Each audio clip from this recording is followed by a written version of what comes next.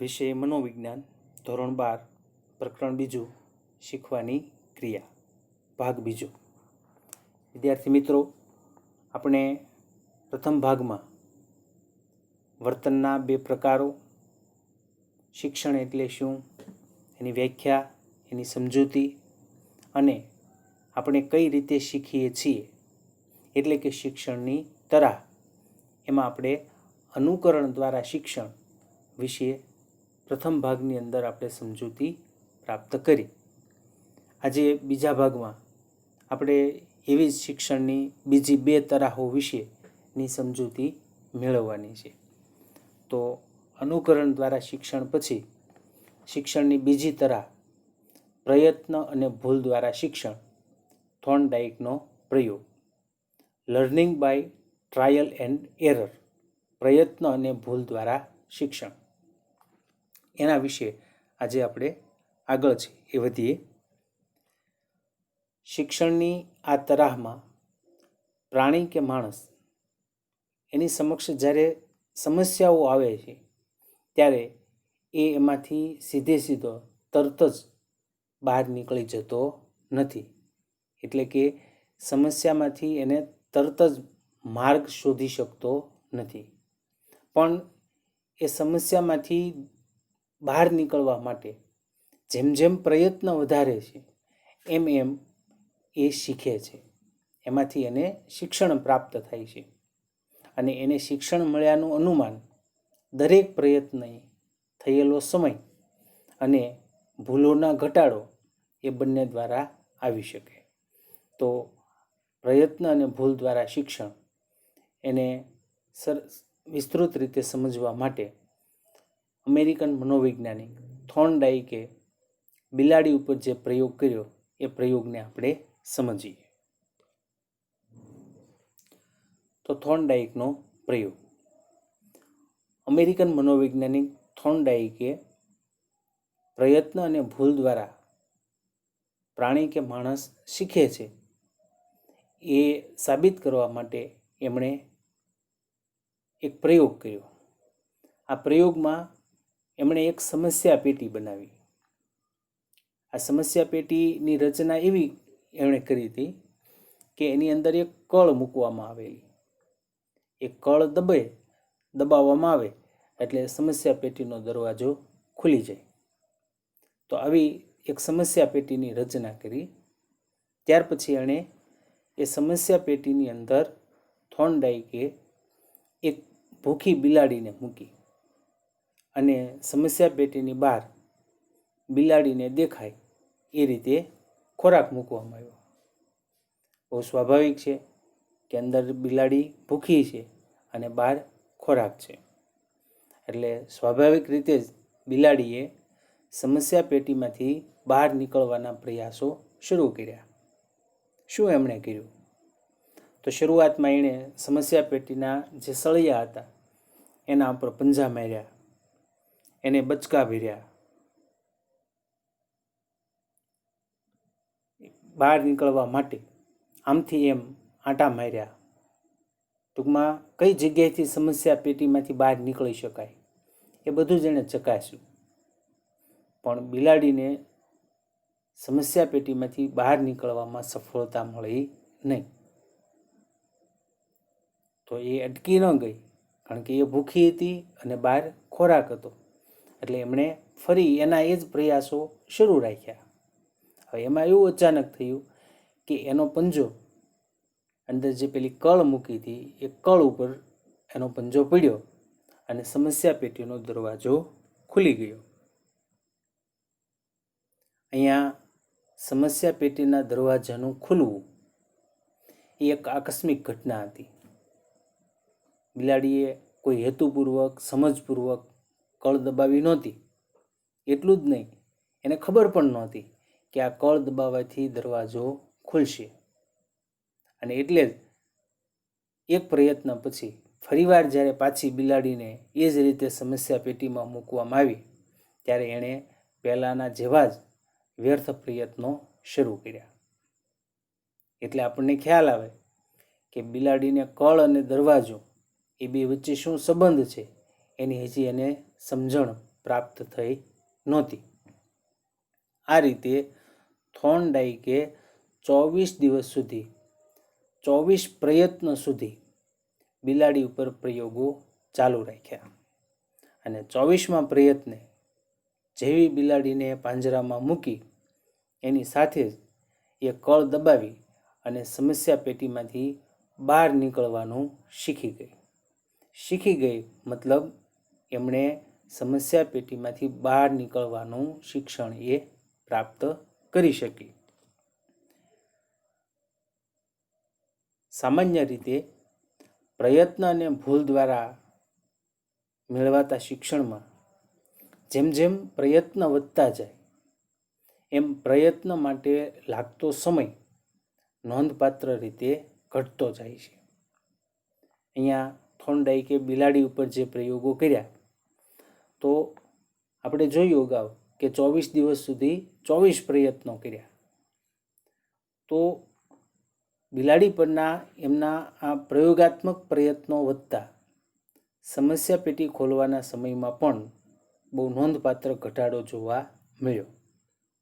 પહેલે દિવસે જ્યારે બિલાડીને સમસ્યા પેટીમાંથી મૂકી ત્યારે એ કળ દબાવી અને સમસ્યા પેટીના દરવાજો ખોલી અને બહાર નીકળી એમાં લગભગ 160 સેકન્ડ જેટલો સમય લાગેલો.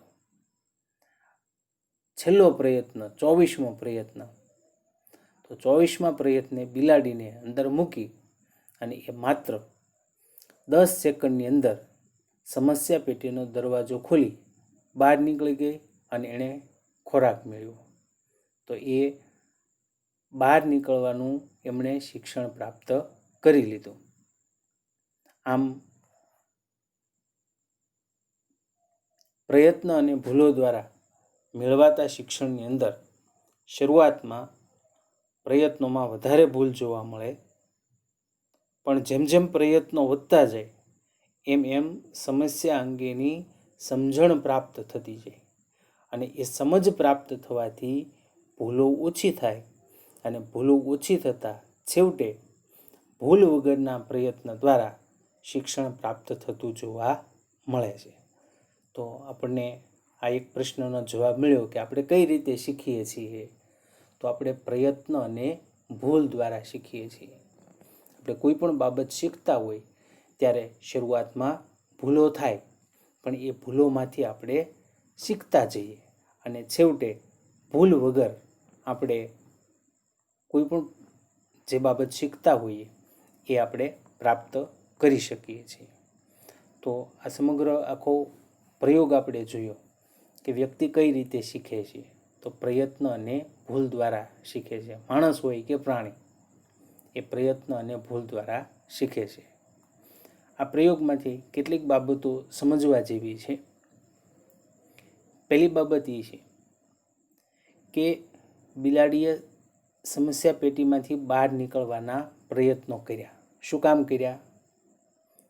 તો બિલાડી ભૂખી હતી એટલા માટે કર્યા. બિલાડી બરાબર ધરાયેલી હોત અને બહાર ખોરાક મૂક્યો હોત તો એ સમસ્યા પેટીમાં નિરાતે આરામ કરત, બહાર નીકળવાના પ્રયત્ન કરત નહીં. તો બિલાડીએ પ્રયત્ન કર્યા એટલા માટે કે એ ભૂખી હતી. એનો મતલબ એવો થાય કે જરૂરિયાત હતી, એ ભૂખી હતી, એને ખોરાકની જરૂરિયાત હતી માટે એણે પ્રયત્ન કર્યા. તો જરૂરિયાત જો ન હોય તો શિક્ષણ પણ હોય નહીં. જરૂરિયાતને બીજા શબ્દોમાં પ્રેરણા પણ કહી શકીએ. પ્રેરણા નહીં તો શિક્ષણ નહીં. બીજી બાબત આપણે એમાં પ્રયોગમાં જોઈ કે બિલાડી સમસ્યા પેટીમાંથી બહાર નીકળવા માટે ઘણા બધા જુદા જુદા પ્રકારના પ્રયત્નો કરે છે. એમાંથી એ શીખવાનું છે કે આપણી જરૂરિયાતો હોય એને પૂર્ણ કરવા માટે, પ્રેરણાને પૂર્ણ કરવા માટે પ્રયત્ન કરવા પડે. જો પ્રયત્ન ન કરીએ તો આપણે જે વસ્તુ મેળવવાની છે એ આપણે મેળવી શકતા નથી. ત્રીજી બાબત એમાંથી જે શીખવા જેવી છે કે પ્રયત્ન કરીએ એમાંથી આપણને માર્ગ સૂઝે છે. બિલાડીએ ઘણા બધા પ્રયત્ન કર્યા અને આપણે જોયું પણ કે પ્રથમ પ્રયત્નમાં તો કેટલો બધો સમય લાગ્યો, 160 સેકન્ડ જેટલો, પણ સતત પ્રયત્નો કર્યા 24 દિવસ સુધી. 24મા પ્રયત્ને એ 10 સેકન્ડમાંથી માત્ર બહાર નીકળી ગઈ. એટલે પ્રથમ વખત એણે પ્રયત્ન કર્યો ત્યારે ઘણો બધો વધુ સમય લાગે છે. એટલે કે વ્યક્તિ પ્રયત્નો કરે તો એમાંથી એને માર્ગ મળી જાય છે, આકસ્મિક રીતે માર્ગ પ્રાપ્ત થાય છે. ચોથી બાબત શીખવા જેવી છે કે વારંવાર એ જ પરિસ્થિતિમાં મુકાવાથી ભૂલો અને સમય બંનેમાં ઘટાડો થાય છે.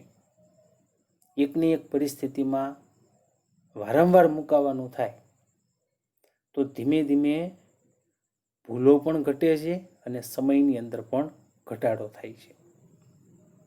અને છેલ્લી મહત્વની વાત આમાંથી આપણે એ શીખ્યા કે બિલાડી બહાર નીકળે છે, જે કંઈ પ્રયત્ન કરે છે એ ખોરાક માટે કરે છે.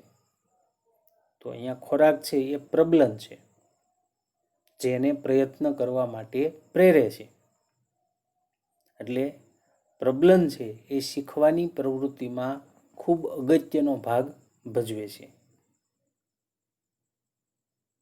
પ્રબલનનું શીખવામાં ખૂબ જ મહત્વ છે. જો ખોરાક ન હોત તો બિલાડી પ્રયત્ન કરત નહીં. એને ખોરાક મળ્યો એટલે એમણે પ્રયત્નો કર્યા. તો શીખવાની ક્રિયામાં પ્રબલન ખૂબ અગત્યનો ભાગ ભજવે છે.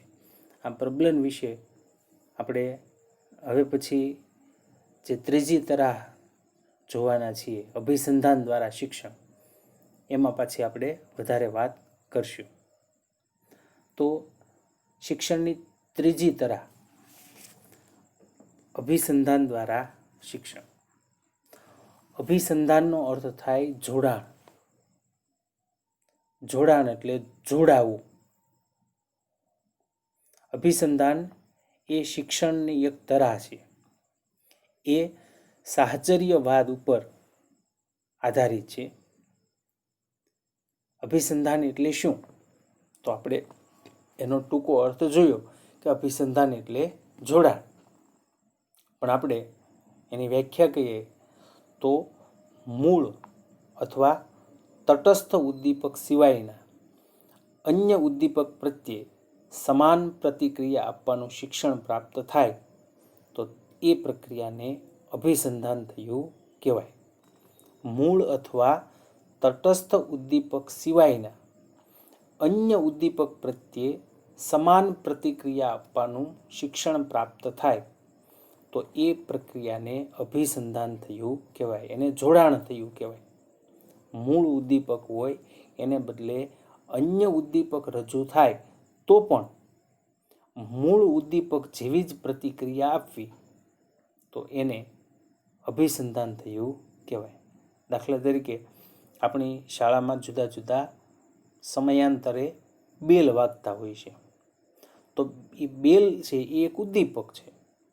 એ બેલ વાગવાની સાથે આપણી કેટલીક પ્રતિક્રિયાઓ જોડાયેલી હોય છે. આ ઉદ્દીપક એટલે શું? તો આપણે અગાઉ ઉદ્દીપક વિશે વાત કરી હતી કે જે આપને પ્રતિક્રિયા કરવા માટે પ્રેરે એ ઉદ્દીપક. હવે આપણે જોઈએ છીએ કે બેલ વાગે છે તો એનો અવાજ તો એક જ સરખો આવે છે, પણ એની સંખ્યા જુદી જુદી હોય છે. ક્યારેક 2 બેલ પડે, ક્યારેક 3 પડે, ક્યારેક 1 જ પડે, ક્યારેક 5 પડે. તો આ બેલ વાગવાની જે ક્રિયા છે, આપણે જે અવાજ સાંભળીએ છીએ તો અવાજ તો આપણને બેલનો એક જ સરખો આવે છે, પણ દરેક બેલ સાથે આપણી પ્રતિક્રિયાઓ જુદી જુદી હોય છે. દાખલા તરીકે શરૂઆતમાં લાંબો બેલ વાગે એટલે આપણે પ્રાર્થના માટે તૈયાર થઈ છીએ. અંતે લાંબો બેલ વાગે એટલે આપણે રજા માટે તૈયાર થઈએ છીએ. હવે બેલ તો બે સરખા જ વાગે છે, લાંબા જ પડે છે, પણ પહેલા બેલની આપણી પ્રતિક્રિયા અને છેલ્લા બેલની પ્રતિક્રિયા આ બંને જુદી જુદી હોય છે. રિસેસ પડે ત્યારે આપણી પ્રતિક્રિયા જુદી હોય છે. રિસેસ પછી નાસ્તાનો બેલ પડે ત્યારે આપણી પ્રતિક્રિયા જુદી હોય છે. તો શાળાની અંદર વાગતા જુદા જુદા પ્રકારના બેલ છે, એમની સાથે આપણી જુદી જુદી પ્રવૃત્તિઓ જોડાયેલી હોય છે. આ એક જોડાણ છે, તો એને અભિસંધાન થયું કહેવાય. આ પ્રકારના શિક્ષણમાં વ્યક્તિને થતા અનુભવોની સાંવેદનિક પ્રતિમાઓનું મગજમાં જોડાણ થાય છે, અને એટલે એક ઉદ્દીપકની રજૂઆત થતાં અન્ય ઉદ્દીપકની સ્મૃતિ તાજી થાય છે. એ ઉદ્દીપક એક રજૂ થાય છે, પણ સ્મૃતિ બીજા ઉદ્દીપકની તાજી થાય છે. દાખલા તરીકે રિસેસ પછી નાસ્તાનો બેલ પડે એટલે તમે સૌ નાસ્તો કરવા માટે જાઓ છો, પણ નાસ્તો લઈ અને તમે હજી પરત ફર્યા હોય ત્યાં ફરીવાર બેલ પડે એટલે તમે વિશેષ આનંદ અનુભવો છો. શું કામ? કારણ કે તમને ખ્યાલ આવ્યો કે આ નાસ્તો તો લઈ આવ્યા, પણ હવે કોઈક બહારનો નાસ્તો પણ આવ્યો છે. તો રજૂ તો શું થયું? તો ફરીવાર બેલ પીડ્યો, પણ તમને યાદ શેની તાજી થઈ?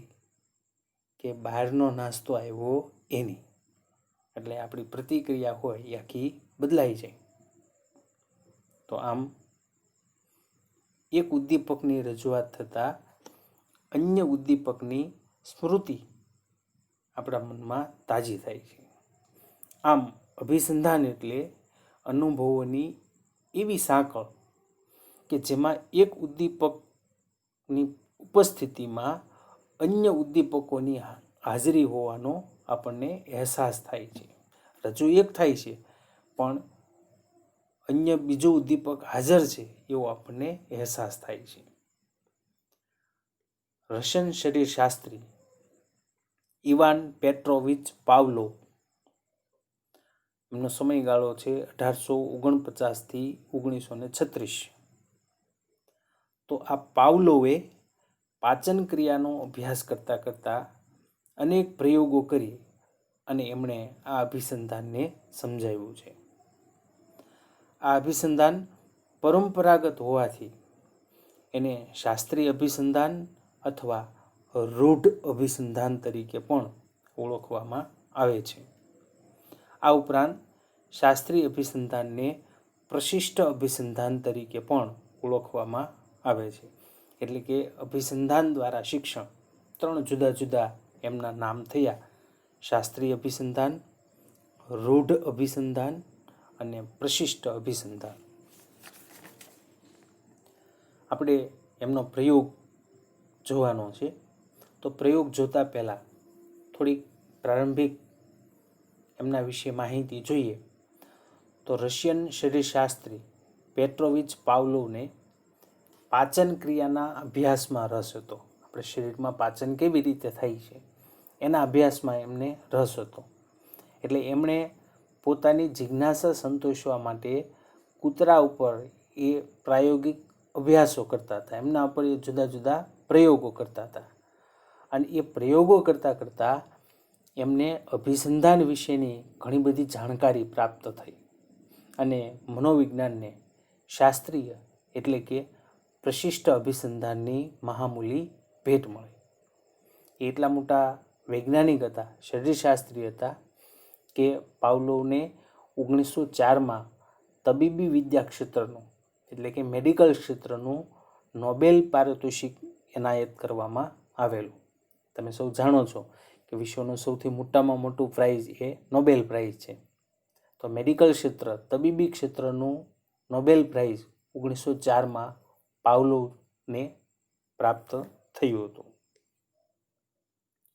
આપણે એનો પ્રયોગ જોઈએ, અને એના દ્વારા આપણે આ શાસ્ત્રીય અભિસંધાનને સમજીએ. તો પાવલોવે એના પ્રયોગ માટે એક એવું સાધન બનાવ્યું હતું કે એમાં કૂતરાને સ્ટેન્ડ ઉપર સ્થિર ઊભો રાખી શકાય અને એના મોઢામાં ઝરતી લાળ એ લાળ રસ માપન તંત્રમાં એકઠી થાય અને એનું માપન શક્ય બને. તો આખું એવું સ્ટેન્ડની એની રચના હતી કે એના પર કૂતરો સ્થિર ઊભો રહી શકે. એના મોઢામાંથી જુદી જુદી નળીઓ પસાર કરવામાં આવેલી, એટલે એના મોઢામાં લાળ જરે તો એ નળી વાટે એનો લાળ રસ છે એ માપન યંત્રમાં ભેગો થાય અને એ લાળ જરી એને કેટલી પ્રમાણમાં એકઠી થઈ એને માપી પણ શકાય. તો આવું સ્ટેન્ડ હતું. તો એણે સ્ટેન્ડ ઉપર કૂતરાને બરાબર ગોઠવી દીધો અને પછી એણે કૂતરાની સમક્ષ ખોરાક રજૂ કર્યો. ખોરાક રજૂ કરતાં જ કૂતરાએ ખોરાક જોયો અને જોતાં જ કૂતરાના મોઢામાંથી લાળ ઝરી. આ લાળ ઝરવાની પ્રતિક્રિયા ખોરાકને જોયો અને તરત જ જોવા મળી. એક સહજ પ્રતિક્રિયા હતી. આ કૂતરાને લાગુ પડે છે એમ બધા જ પ્રાણીઓને લાગુ પડે, એમાં માણસ પણ આવી જાય. સરસ મજાની સુગંધ આવતી હોય, રસોડામાં આપણે દાખલ થઈએ એટલે મોઢામાં લાળ ઝરે છે. આ સહજ પ્રતિક્રિયા છે, આપણે એને રોકી શકતા નથી. હવે એમણે ઘંટડી વગાડી. ઘંટડી વગાડી તો એનાથી કૂતરામાં કોઈ પ્રતિક્રિયા જોવા મળી નહીં. વળી પાછો એણે ખોરાક રજૂ કર્યો તો કૂતરાના મોઢામાં પાછું લાળનું ઝરણ જોવા મળ્યું. એટલે કે જ્યારે ખોરાક રજૂ કરવામાં આવે એની સામે તો એના મોઢામાંથી લાળ ઝરે છે, પણ ઘંટડી વગાડી તો કૂતરાના મોઢામાંથી લાળ ઝરતી નથી. હવે એણે આગળ શું કર્યું? તો હવે એણે ખોરાક અને ઘંટડી બંનેની રજૂઆત વારંવાર એક સાથે કરી. એટલે ઘંટડી વગાડે અને એની સામે ખોરાક રજૂ કરે એટલે કૂતરાના મોઢામાંથી લાળ ઝરે. આ પ્રકારની રજૂઆતના પુનરાવર્તનથી છેવટે એવું થયું કે માત્ર ઘંટડીનો અવાજ કરવામાં આવ્યો તો પણ કૂતરાના મોઢામાંથી લાળ ઝરવાની પ્રતિક્રિયા જોવા મળી. ઘંટડી માત્રનો અવાજ એણે સાંભળ્યો એટલે કૂતરાને ખોરાકની અપેક્ષા જન્મી હતી અને એ અપેક્ષા એ કૂતરાના મોઢામાંથી લાળ ઝરી.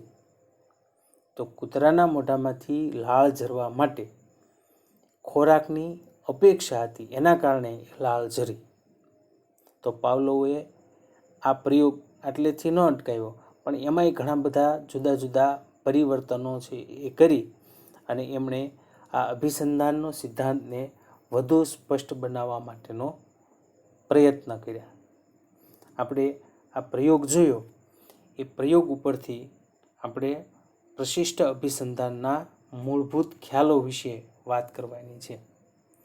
આપણે અગાઉ થોર્નડાઈકનો પ્રયત્ન અને ભૂલ દ્વારા જે પ્રયોગ જોયો એ 3 માર્કની ટૂંકનોંધ સ્વરૂપે બોર્ડની પરીક્ષામાં ઘણી બધી વખત પૂછાઈ ગયો છે. પાવલોવનો પ્રયોગ પણ અનેક વખત 3 માર્કની ટૂંકનોંધ સ્વરૂપમાં પરીક્ષામાં પૂછાઈ ગયો છે. એ ઉપરાંત એમાંથી 1-2 વાક્યના વિકલ્પોવાળા પણ ઘણા બધા પ્રશ્નો પૂછી શકાય છે. હવે આપણે જે મુદ્દા આગળ જોવાના છીએ, પ્રશિષ્ટ અભિસંધાનના મૂળભૂત ખ્યાલો. તો પરીક્ષામાં 5 માર્કના પ્રશ્ન સ્વરૂપે સવિસ્તર પ્રશ્ન પ્રશિષ્ટ અભિસંધાનના મૂળભૂત ખ્યાલો એવો ઘણી બધી વખત પૂછાઈ ગયો છે. આપણે પ્રકરણની શરૂઆતે જ વાત કરી હતી કે આ પ્રકરણનો ગુણભાર 14 માર્કનો છે, એટલે ઘણા બધા પ્રશ્નો આમાંથી પૂછાશે. 5 માર્કનો એક પ્રશ્ન પણ પૂરેપૂરું પૂછાવાની શક્યતા આ પ્રકરણમાંથી રહેશે. તો પ્રશિષ્ટ અભિસંધાનના મૂળભૂત ખ્યાલો સમજાવો એવો સવિસ્તર સ્વરૂપનો પ્રશ્ન અહીંથી પૂછાય છે. આપણે પ્રશિષ્ટ અભિસંધાનના મૂળભૂત 8 ખ્યાલો છે, એક પછી એક આપણે એને સમજવાના છે. આ કાંઈ નવું નથી. આપણે જે પ્રયોગ જોયો એ પ્રયોગ જ માંથી જ આ એના મૂળભૂત ખ્યાલો અહીંયા ઉતરી આવ્યા છે. તો પ્રયોગમાં જે વસ્તુ આપણે જોઈ છે એને જ આપણે અહીંયા વિગત સાથે સમજવાની છે. એના મૂળભૂત ખ્યાલોને દરેક ખ્યાલને એક નામ આપવામાં આવ્યું છે. તો આપણે એક પછી એક આ મૂળભૂત ખ્યાલોને સમજવાના છે. મનોવિજ્ઞાનના વિદ્યાર્થી હોવાના નાતે પ્રશિષ્ટ અભિસંધાનને સમજવા માટે એના કેટલાક પારિભાષિક શબ્દો એમની આપણે સમજ મેળવવાની છે. આ પારિભાષિક શબ્દો એ જ પ્રશિષ્ટ અભિસંધાનના મૂળભૂત ખ્યાલો છે. તો આપણે શરૂ કરીએ એના મૂળભૂત ખ્યાલો. પહેલો ખ્યાલ અનઅભિસંધિત ઉદ્દીપક, એને અંગ્રેજીમાં અનકન્ડિશન્ડ સ્ટિમ્યુલસ તરીકે ઓળખવામાં આવે છે. અનકન્ડિશન્ડ એટલે અનઅભિસંધિત અને ઉદ્દીપક એને અંગ્રેજીમાં સ્ટિમ્યુલસ કહેવાય. તો એને ટૂંકા નામથી UCS એવા ટૂંકા નામથી એને ઓળખવામાં આવે છે. UN એનો U, કન્ડિશન્ડ એનો C અને સ્ટિમ્યુલસ એનો S. UCS અનઅભિસંધિત ઉદ્દીપક. ફરીવાર આપણે સ્પષ્ટ કરી લઈએ કે ઉદ્દીપક એટલે શું? તો જે પ્રતિક્રિયા કરવા પ્રેરે તે ઉદ્દીપક. આપણને કોઈ પ્રતિક્રિયા કરવા માટે પ્રેરે એને આપણે ઉદ્દીપક કહીએ છીએ. તો અહીંયા પહેલો ખ્યાલ અનઅભિસંધિત ઉદ્દીપક. તો આપણે જોઈએ કે કોને કહેવાય અનઅભિસંધિત ઉદ્દીપક. જે ઉદ્દીપક કુદરતી સ્વાભાવિક પ્રતિક્રિયા માટે જવાબદાર હોય એને અનઅભિસંધિત ઉદ્દીપક એટલે કે UCS કહેવાય. જે ઉદ્દીપક કુદરતી સ્વાભાવિક પ્રતિક્રિયા માટે જવાબદાર હોય એને અનઅભિસંધિત ઉદ્દીપક કહેવાય. હવે આપણે પાવલોવનો જે પ્રયોગ જોયો તો એની આપણે સરખામણી એની સાથે કરતા જઈએ. તો પાવલોવના પ્રયોગની અંદર કૂતરાની સામે ખોરાક રજૂ કરતાની સાથે જ એના મોઢામાંથી સ્વાભાવિક રીતે લાળ ઝરે છે. તો આમ આવી અનઅભિસંધિત પ્રતિક્રિયા ઉત્પન્ન કરવા માટે જવાબદાર હોય એ ઉદ્દીપકને અનઅભિસંધિત ઉદ્દીપક કહેવાય. તો આ પ્રયોગમાં અનઅભિસંધિત ઉદ્દીપક કોણ છે? તો ખોરાક. કારણ કે ખોરાક રજૂ થાય, ખોરાક એ કુદરતી સ્વાભાવિક પ્રતિક્રિયા માટે જવાબદાર બનતું ઉદ્દીપક છે. તો જેવો ખોરાક એની સામે રજૂ થયો તો એની પ્રતિક્રિયા શું થઈ? તો લાળ ઝરી.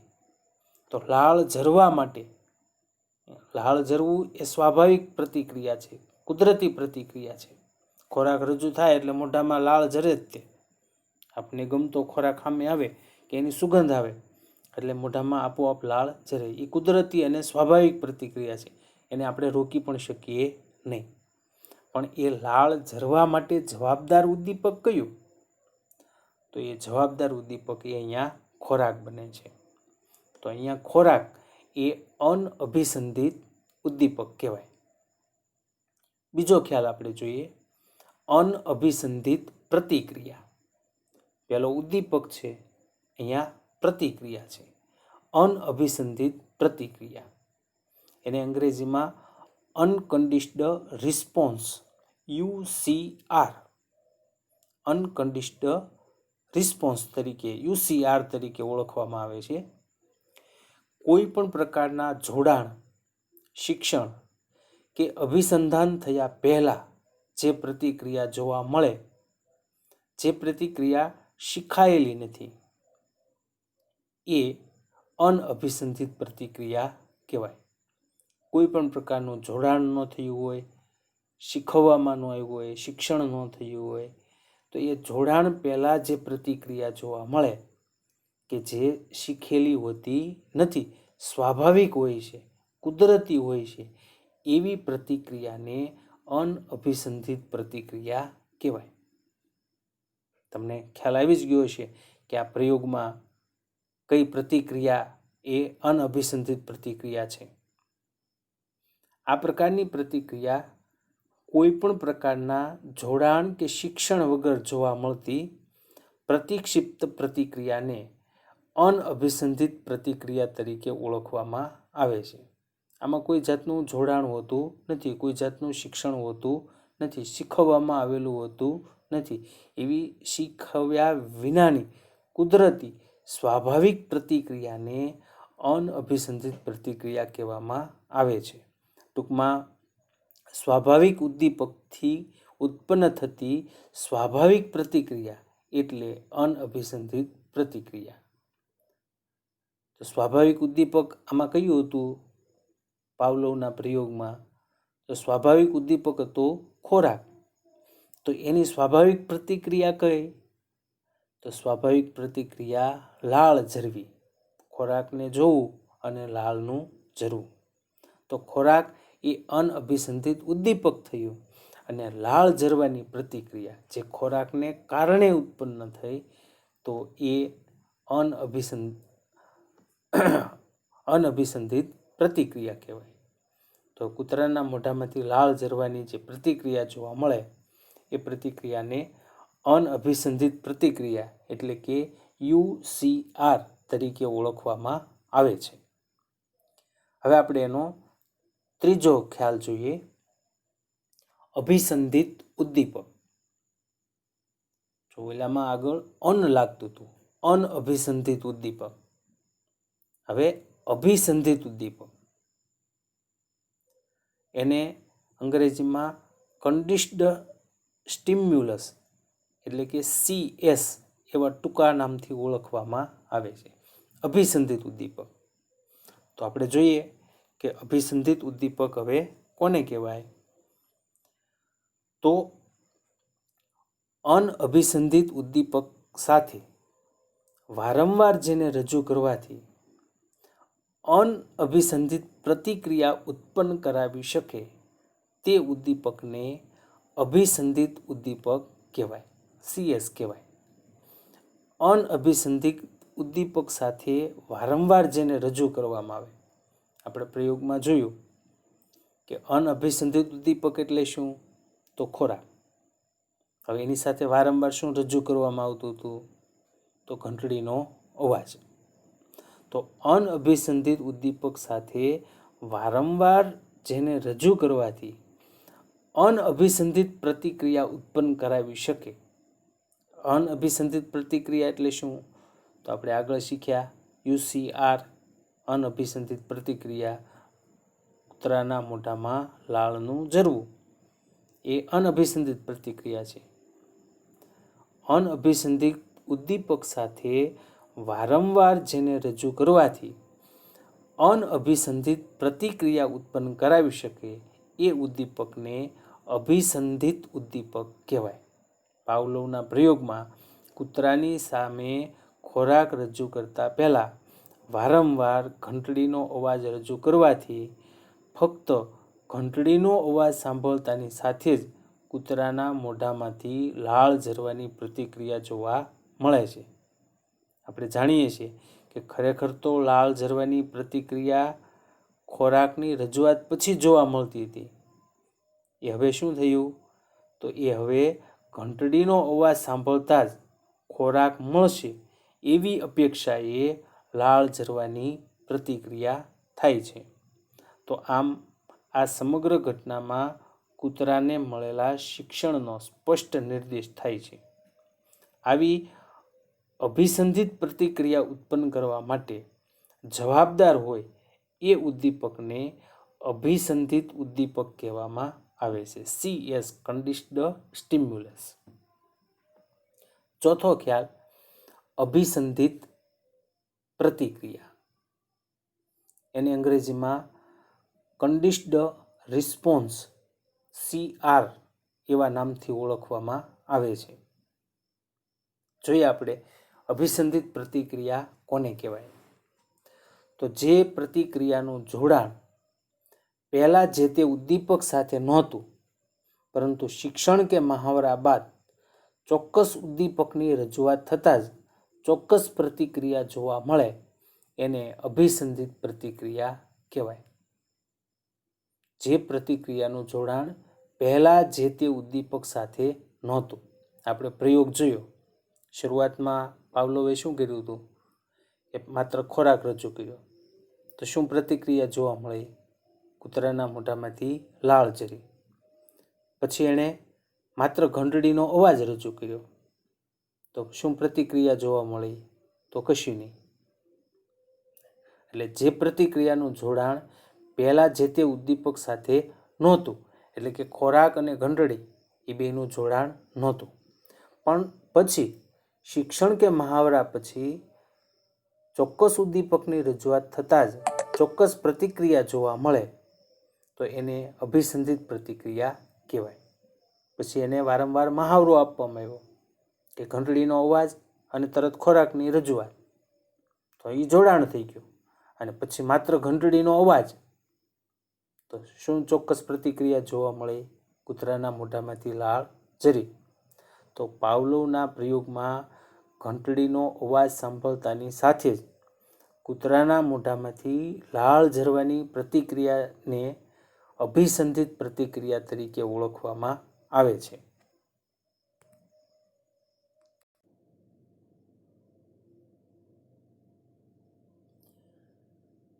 વિદ્યાર્થી મિત્રો, આગળનો ખ્યાલ આપણે જોઈએ પ્રબલન. એ પહેલાં અભિસંધાનની સ્થાપના કઈ રીતે થાય છે. આ ચાર જે આપણે મૂળભૂત ખ્યાલો જોયા એ ખૂબ અગત્યના છે.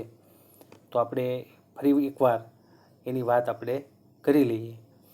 તો અભિસંધાનનું જે સ્થાપન થાય છે એમાં કેટલીક પ્રક્રિયાઓમાંથી પસાર થવાનું થાય છે. એટલે એમાં એના જુદા જુદા તબક્કાઓ છે એ આવે છે. અભિસંધાન પહેલાંનો તબક્કો, અભિસંધાન દરમિયાનનો તબક્કો, અભિસંધાન પછી શું થાય છે. તો આપણે આ તબક્કાઓ દ્વારા આની આ વાત ફરીવાર આપણે સમજીએ. તો અભિસંધાન પહેલાં એટલે કે જ્યારે જોડાણ નહોતું થયું ત્યારે શું હતું? તો કૂતરાની સામે ખોરાક રજૂ કરવામાં આવ્યો તો ખોરાક એ ઉદ્દીપક થયો, પણ કેવું ઉદ્દીપક થયું? અનઅભિસંધિત ઉદ્દીપક થયું. અને ખોરાક રજૂ થતાં શું પ્રતિક્રિયા જોવા મળી? તો કૂતરાના મોઢામાંથી લાળ રસ ઝર્યો. તો એ લાળ રસનું ઝરવું એ અનઅભિસંધિત પ્રતિક્રિયા થઈ કહેવાય. તો આ અભિસંધાન પહેલાં છે, એટલે કે હજી જોડાણ થયું નથી. આ સાહજિક ઘટના છે, સ્વાભાવિક છે, કુદરતી છે કે ખોરાક જુએ એટલે લાળ ઝરે. ખોરાક એ ઉદ્દીપક છે, લાળ ઝરવી એ પ્રતિક્રિયા છે. પણ બે કેવી છે? અનઅભિસંધિત છે. અનઅભિસંધિત એટલે જોડાણ વિનાની.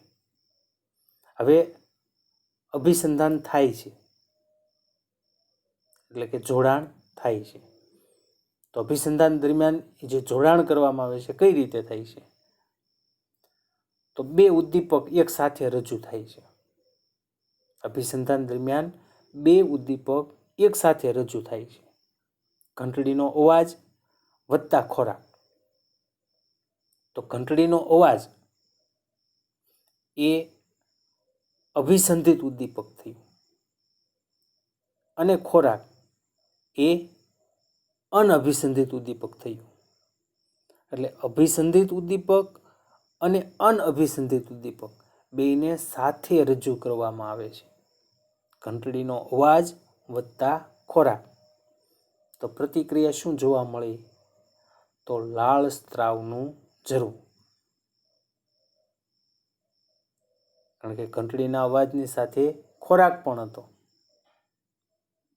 બેયને સાથે રજૂ કરવામાં આવ્યા તો સાથે રજૂ કરતા કૂતરાના મોઢામાંથી લાળ ઝરવાની પ્રતિક્રિયા થઈ. હવે અભિસંધાન પછી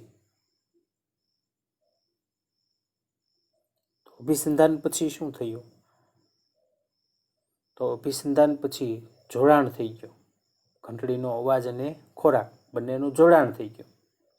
અને હવે ખોરાકની બાદબાકી થઈ ગઈ. માત્ર શું થયું? અભિસંધાન જોડાણ પછી ઘંટડીનો અવાજ જ રજૂ કરવામાં આવ્યો.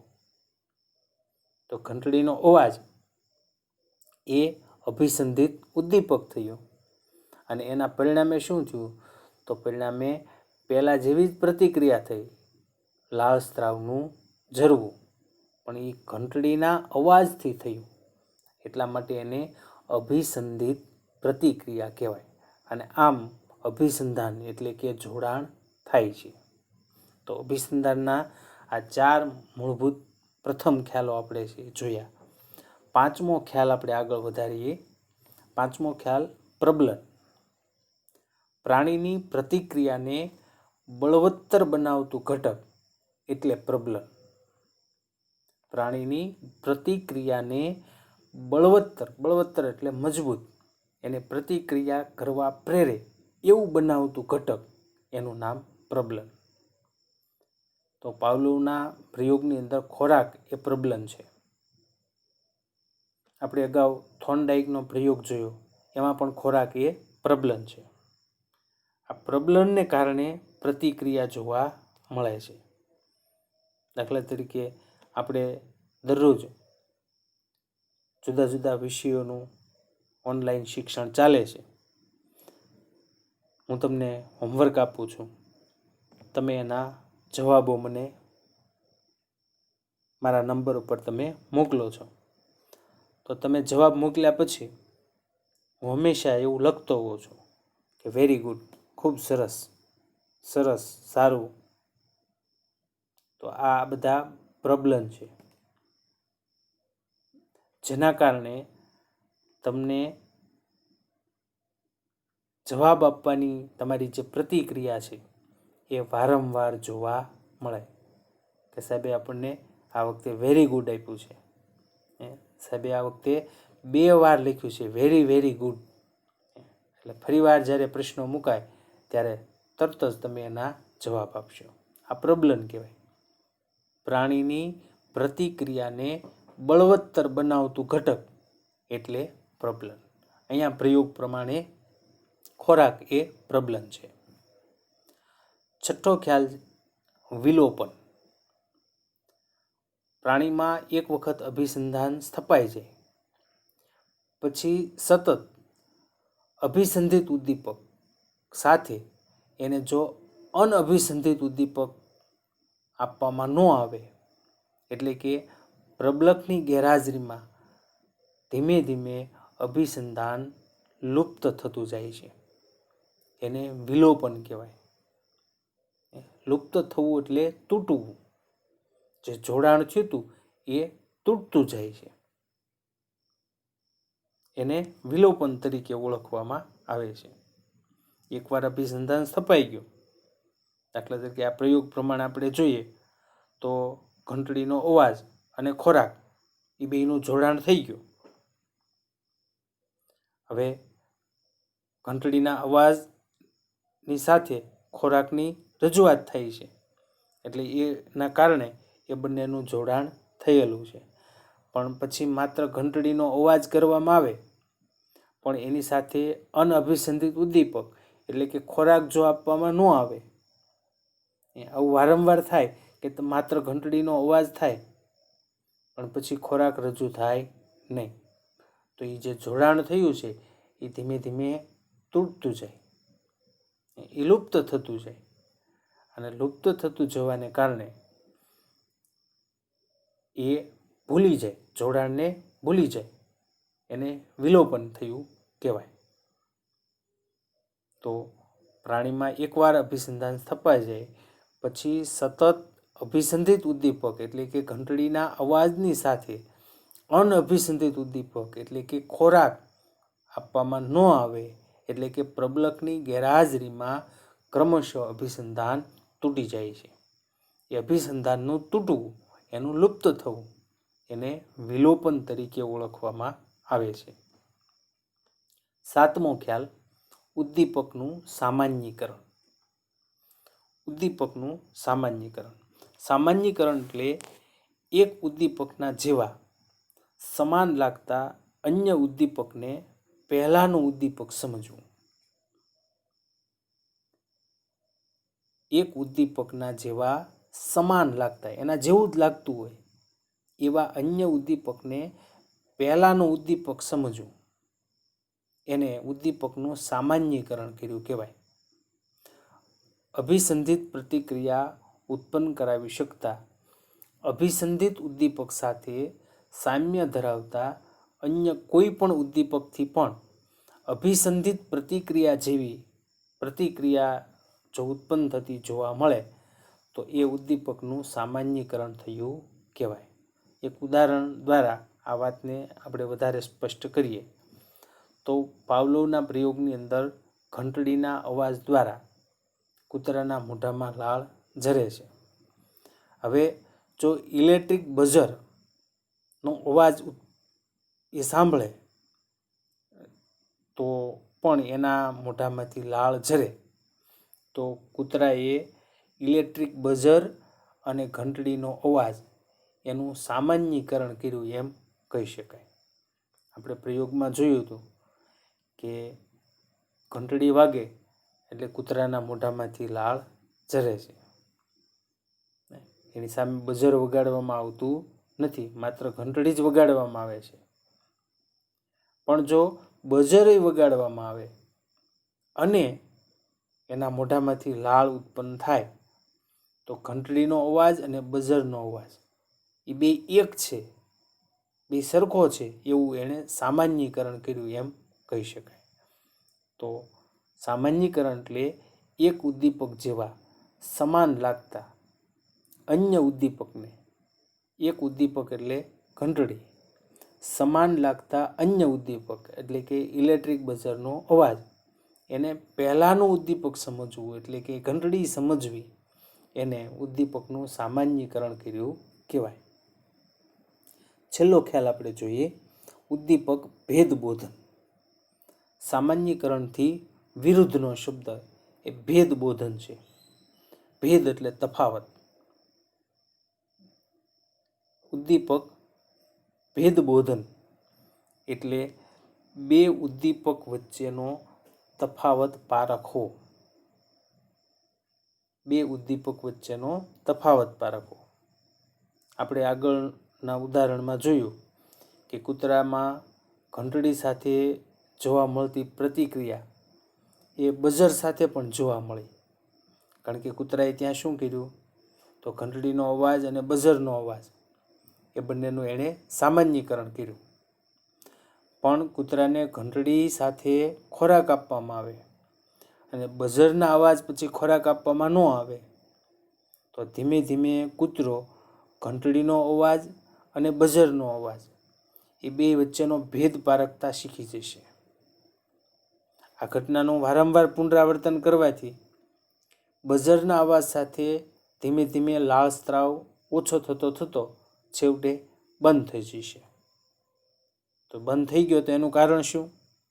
એનું કારણ એટલું જ કે કૂતરો બે ઉદ્દીપક વચ્ચે તફાવત પારખતા શીખી ગયો.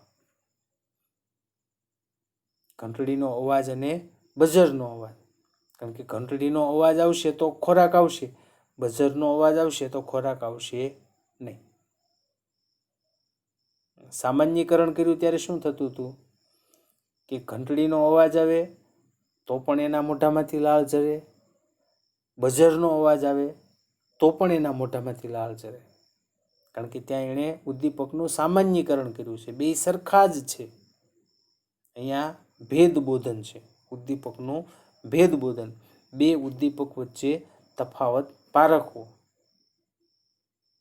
ઘંટડીનો અવાજ થાય તો જ એના મોઢામાંથી લાળ ઝરે, બઝરના અવાજથી લાળ ઝરતી નથી. એ બે વચ્ચે ભેદ પાડતા શીખી જાય છે તો એને ઉદ્દીપકનું ભેદબોધન થયું કહેવાય. તો પ્રશિષ્ટ અભિસંધાનના મહત્ત્વના મૂળભૂત 8 જેટલા ખ્યાલો આપણે જોયા. ક્યાંય હજી પણ સ્પષ્ટતાની જરૂર હોય તો તમે મને અંગત ફોન કરી અને તમે પૂછી શકો છો. હોમવર્ક પછી સાંજના મૂકવામાં આવશે 1-2 વાક્યના પ્રશ્નો. અને આગળ આપણે ત્રીજા ભાગમાં આગળ વધશું. શિક્ષણની હજી આપણે 2 તરાહો જોવાની છે. સ્કિનરનો કારક અભિસંધાનનો પ્રયોગ અને એના મૂળભૂત ખ્યાલો, અને છેલ્લી તરાહ આંતરસૂઝ દ્વારા શિક્ષણ. તો આગળના ભાગમાં, ત્રીજા ભાગમાં આપણે સ્કિનરનો કારક અભિસંધાનનો પ્રયોગ ભણીશું અને કારક અભિસંધાનના મૂળભૂત ખ્યાલો, જેમાં જે આપણે પ્રશિષ્ટ અભિસંધાન, શાસ્ત્રીય અભિસંધાનના ખ્યાલો જોયા, એવી જ રીતે આવતા ભાગમાં આપણે સ્કિનરના કારક અભિસંધાનના મૂળભૂત ખ્યાલોની સમજૂતી મેળવશું.